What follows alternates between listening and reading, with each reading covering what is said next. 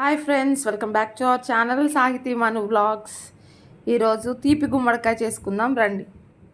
ఇలా గుమ్మడికాయ తీసుకొని బెల్లం తీసుకొని గుమ్మడికాయని ముక్కలుగా కట్ చేసుకుందాం.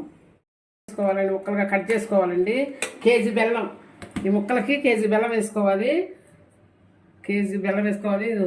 రెండు ఎండుమిరపకాయలు వేసుకోవాలి. కొంచెం నూనె వేసుకోవాలి. కొంచెం ఎండుమిరపకాయలు కొంచెం వేగిన తర్వాత ఎండుమిరపకాయలు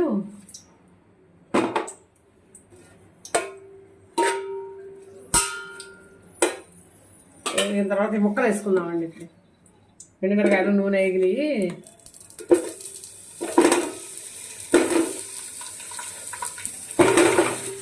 ముక్కలన్నీ వేసుకోవాలి.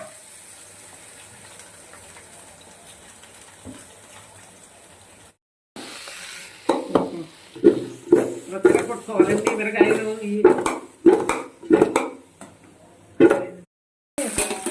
కొంచెంసేపు ఇలా మగ్గనివ్వాలండి.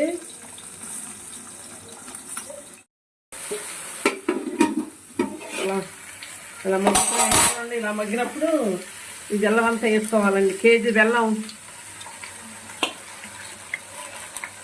అంతా వేసుకోవాలి.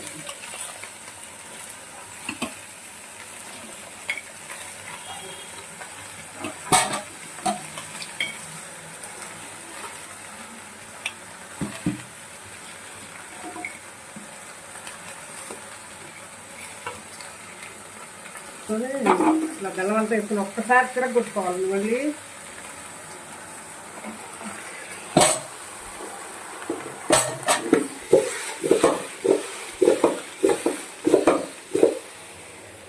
ఒకసారి ఇలా తిరగొట్టుకొని ఇలా మూత పెట్టుకోవాలి.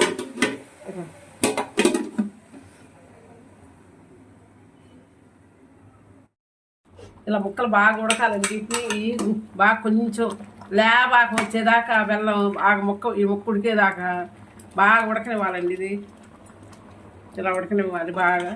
చూడండి, గుమ్మడికాయ ఎంత చూడండి, ఇలా చక్కగా ఇలా వండుకోవాలండి. చూడండి, ఇలా 2 ఎండుమిరపకాయలు వేసుకొని 2 కేజీలు గుమ్మడికాయకి కేజీ బెల్లం కరెక్ట్గా సరిపోయిందండి. ఇలా వండుకొని ఇలా జ్యూస్తో పాటు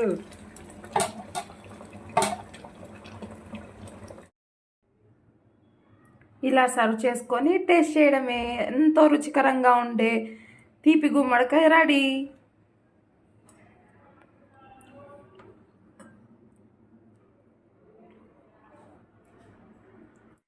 Thanks for watching. Don't forget to like, share and subscribe.